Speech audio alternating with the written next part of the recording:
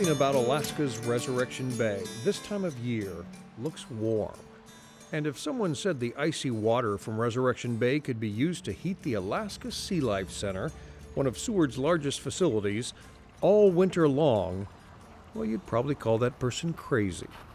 Meet clean energy consultant Andy Baker. We'll tell you more about Andy in a minute. First, the Alaska SeaLife Center.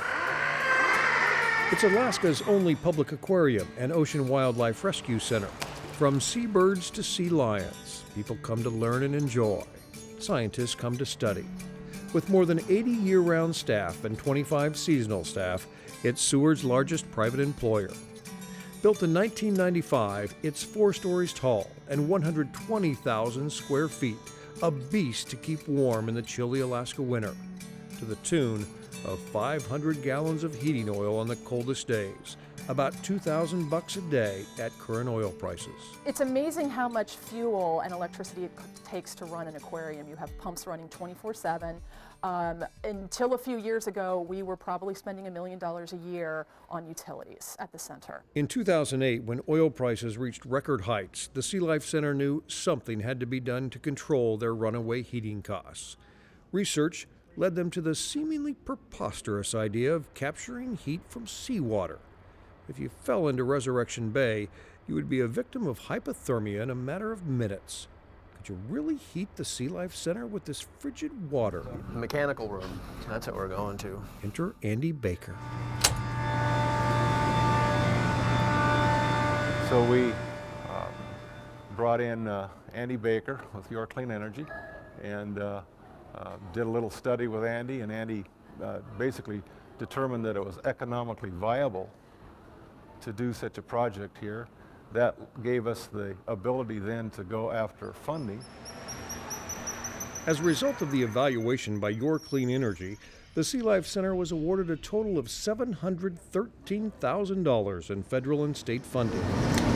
The center then secured Andy and his team of engineers to design what is now the northernmost seawater heat pump system in the country. We're going to go into the saltwater pump room.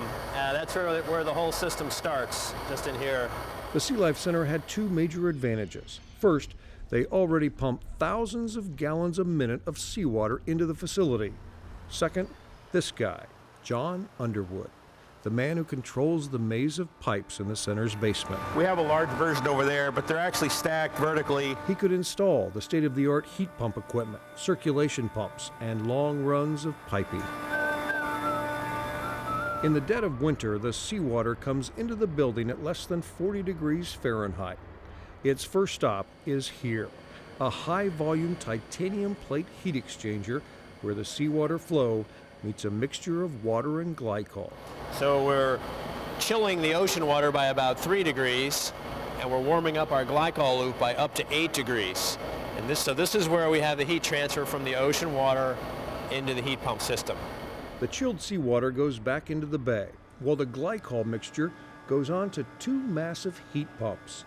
The increased temperatures stolen from the seawater triggers refrigeration chemicals inside the heat pump to vaporize. These are high efficiency. The vapor is compressed, and the energy is used to heat a 3rd loop of water. So this is where the heat pump is removing heat that we got from the seawater. It's happening right here. And this is the hot side. So we have a building loop coming in at 100 degrees, but it's getting heated up to 120 degrees when it comes out.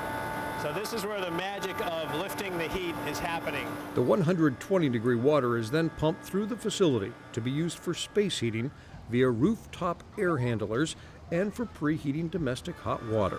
A lot of people don't know how their refrigerator works at home. They don't realize you can't really cool air off, but you can draw heat out of something. Once you kind of understand that concept, it's what you do with that heat you just pulled out of, whether it be air or water. That's where the efficiency comes in. Oh, central control. All right, so what are we got? 3.16. Andy Baker is smiling because the number on the operator control screen just topped 3. That's the coefficient of performance, the COP. The colder it is, the better the system performs. A COP of 3 means that for every unit of electrical energy used, The seawater heat pump system generates 3 units of heat energy for the building. We see it on the screen now when our heat pumps are loaded. We see that actual number, and that's a pretty amazing energy statistic, that you're getting a 300% return on your investment, because 2/3 of it's coming from the ocean. That's the secret. I was trained as an engineer, and so I know that it's possible, but it still doesn't quite make logical sense. It's really amazing and really counterintuitive that you can take water that cold and pull heat off of it and create energy. The SeaLife Center's project puts Alaska on the map for the use of this cutting-edge technology in northern latitudes, along with Norway, Sweden, and Canada. And it has only begun. There's a phase 2 now under design by Your Clean Energy that will send the seawater heat to melt ice on the sidewalks and use cold glycol to capture heat that until this time has been wasted from rooftop exhaust fans. By next winter, they hope to make the center's 2 oil boilers obsolete, erasing 1.3 million pounds of carbon emissions the boilers generate each year. This is a demonstration project for the state of Alaska. We want to be able to show that perhaps this has application in other parts of the state.